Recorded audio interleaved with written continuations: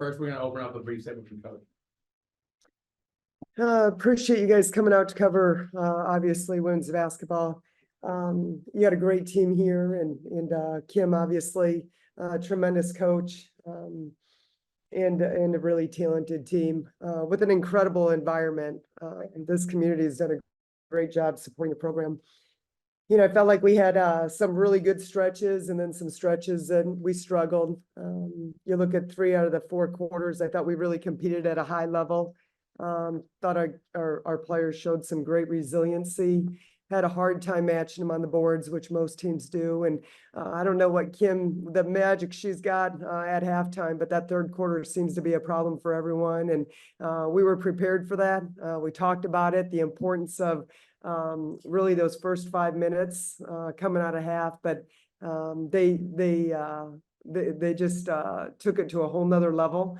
I thought we didn't do a very good job keeping them out of the paint. That was a point of emphasis. We know they've got 3-point shooters, but really good with their dribble penetration and obviously with their size inside, and just had too many gaps. And LSU doesn't need a lot of space to be able to attack and create off that bounce.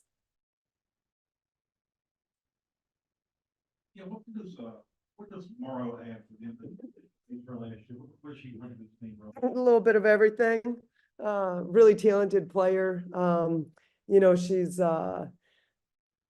so versatile with her ability, and you know, I think she probably shoots the 3 ball pretty well too. And you know, that's not something she does a lot of right now, but she's got great range. She stretches the defense, physical, athletic, great rebounder, great post, or great defensive presence. I mean, just brings a little bit of everything. I think a huge pickup for Kim. Which we couldn't tell what it was, but what was the technical? You know, I can tell you what I said. I said that was a foul. I guarantee you it was a foul. And that was 100% it. You know, I felt like maybe if there was some profanity in there, it might feel a little bit different, but you know, I guess I was too far out of my box, and I think it was more where I was at versus what was said.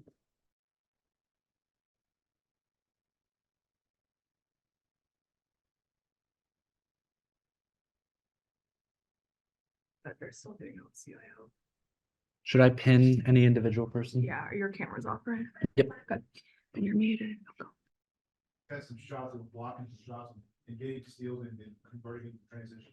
Can you say that again? I'm so sorry. Yeah. How they were able to test shots, get some blocks, and it turns into transition. Decent, right? Decent. You know, they incredibly good shot blockers. I don't know what they ended up with. Was it 6? Is that right? I think they had 6 in the first half, but it seemed like it was a lot more. I just didn't think we did a good job playing with pace. But, you know, that's the thing with LSU, just ball security, live ball turnovers versus dead ball turnovers, and then just quick shots that lead into transition buckets for them. So again, 2 things we talked a lot about, but you know, I think that's one of the things that makes LSU really good is their ability to get out and go in transition, and then you get the crowd and the energy, and it snowballs in a hurry. LSU is a country.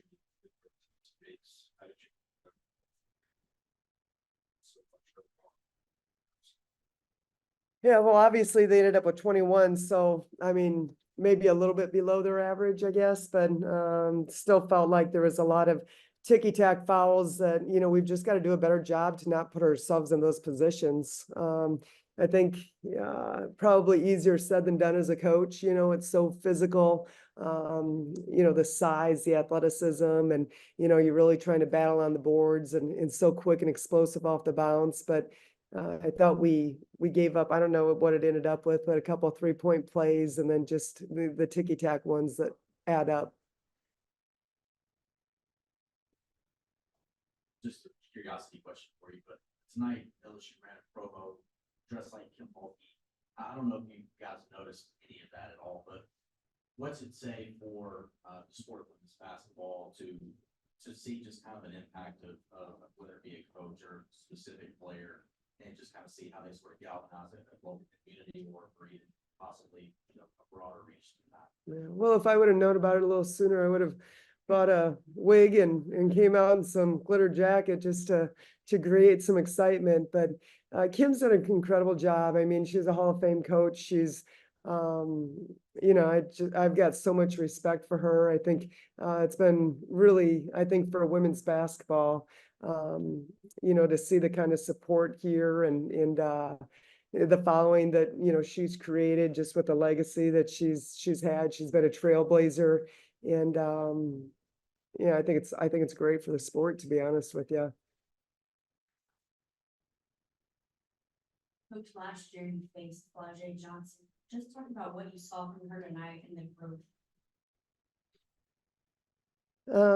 I think just tremendous athlete. I don't think she forces a lot. So quick off the bounce. Again, some tremendous athleticism. Can play multiple positions. Just a really special player. Might turn over to Zoom. All right, those of you on Zoom, whenever you're ready. Hey, Robin. Just kind of looking at everything going on tonight. Obviously, in that third quarter, kind of put you down a little bit. But what did you think happened there? Was it similar to Kansas State, or was it something a little different? No, I think, when you look at what LSU has been able to do consistently, within the non-con, their third quarters have been really, really good. And, I kind of joked about it, but, in all reality, I think that's the quarter. What they've outscored their opponents in the third is very impressive. And, they got the crowd behind them. They got a lot of energy, and it's what they do. We try to prepare our kids for it and just talk about the sense of urgency that we had to have on that defensive end. But, they're an awfully good team.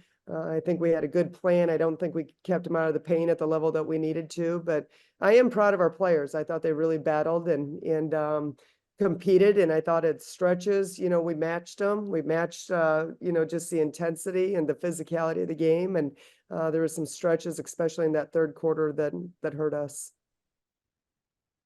Coach, piggybacking off of that, and you touched on this in your opening statement, there have been several games now where you'll play pretty well for 3 quarters and you'll let 1 quarter get away, and that ends up sort of defining the game. In your opinion, is there any sort of remedy for not letting individual quarters snowball and end up creating mountains that are too high to climb in the end?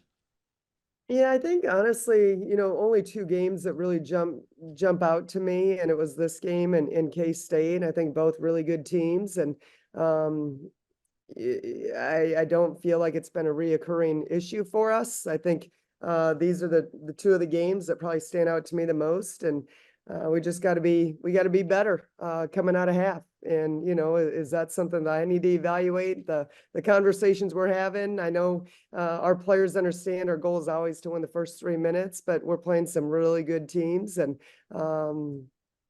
that's just part of it.